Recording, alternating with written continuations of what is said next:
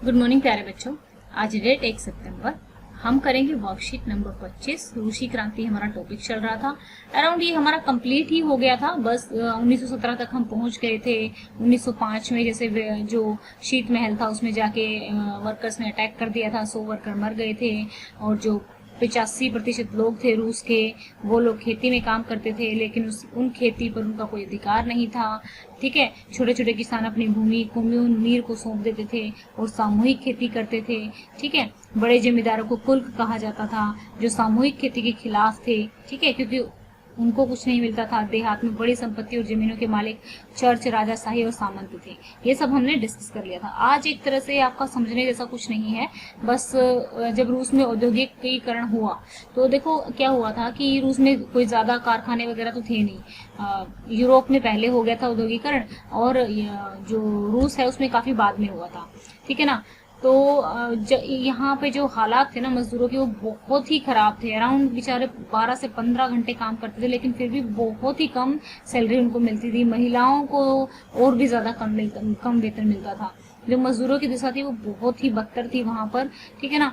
तो यहाँ पर मजदूर संघ भी बनाए जाने लगे थे और मांगों को लेकर हड़ताल और प्रदर्शन होना आम बात थी। देखो शुरू में तो ये माना जा रहा था कि जो अगर क्रांति होगी ना तो वो करेंगे, किसान करेंगे।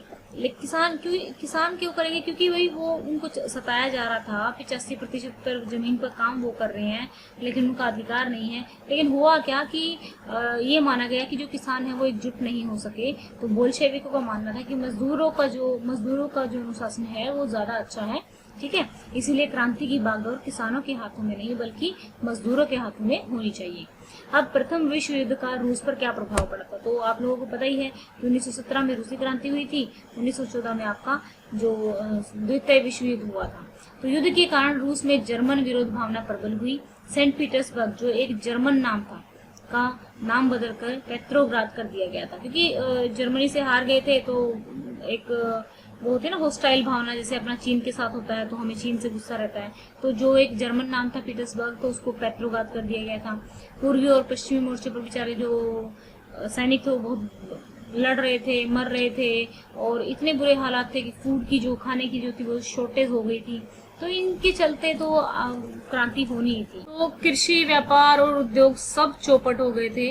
अब 1917 की जो क्रांति हुई थी, ठीक है, उसमें मतलब फरवरी में हुई तो इतनी भीषण सर्दी होती है बहुत ज्यादा। तो मजदूर जो थे, अनाज की भारी कमी हो गई थी तो वो हड़ताल पर चले गए थे। फिर 22 फरवरी को महिलाओं के नेतृत्व में सरकारी इमारतों का घेराव किया गया। फिर एक तरह से जो सैनिक थे उन्होंने भी जो प्रदर्शनकारी थे उन पर गोली चलाने से मना कर दिया। भूखे प्यासे लोग हैं, उन पर क्या गोली चलाएंगे। ठीक है, 2 मार्च को जो एक तरह से जो जार थे उन्होंने राजगद्दी को छोड़ दिया था। फिर अंतरिम सरकार बनाई गई। फिर से क्या हुआ कि अक्टूबर 1917 में लेनिन ने ट्रोत्स्की के नेतृत्व में पेट्रोग्राद सोवियत और बोल्शेविक पार्टी को सत्ता पर कब्जा करने के लिए राजी कर लिया और 24 अक्टूबर को विद्रोह शुरू हो गया और दिसंबर तक मास्को पेट्रोग्राद इलाके पर बेल्शेविकों का नियंत्रण स्थापित हो गया। अब ये नियंत्रण स्थापित होने के बाद मेन चेंजेस क्या हुए ये ध्यान देने की बात है। आज के वर्कशीट में जो चीज समझने की है वो यही है बस। ठीक है, बाकी तो हम पहले भी डिस्कस कर ही चुके थे।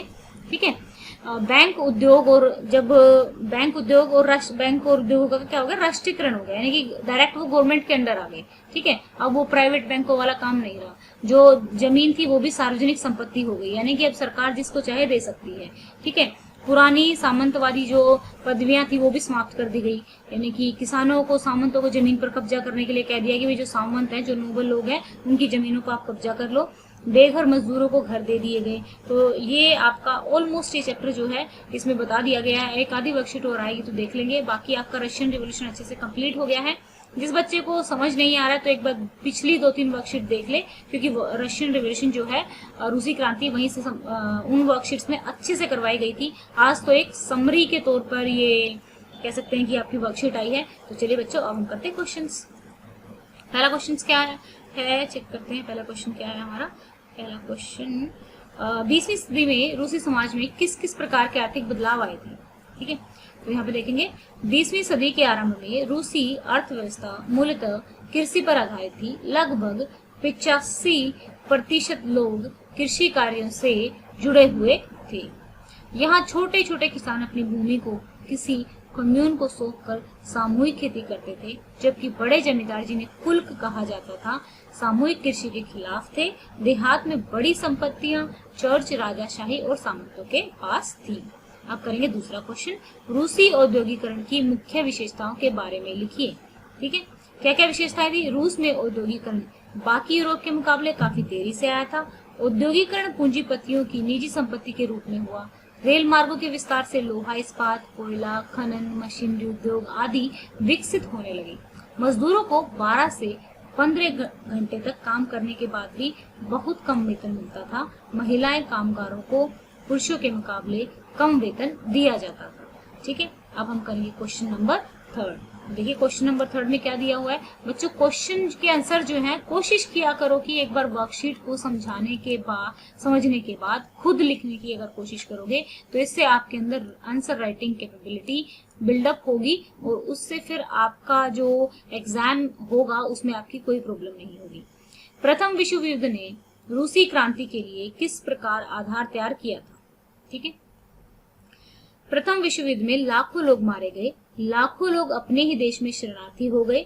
युद्ध में हार के कारण कृषि, व्यापार और उद्योग चौपट हो गए, जिसके कारण रूसी जनता और सेना में शासकों के खिलाफ असंतोष बढ़ गया। ठीक है, अब हम देखेंगे आपका क्वेश्चन नंबर 4। क्वेश्चन नंबर 4 में क्या दिया हुआ है? बोल्शेविकों ने अक्टूबर 1917 में किन किन बदलावों की घोषणा की? ठीक है, कोशिश किया करो वर्कशीट से खुद करो, ये तो एक मॉडल आंसर होते हैं, अपने आंसर खुद लिखा करो। बैंकों और उद्योगों का राष्ट्रीयकरण कर दिया गया।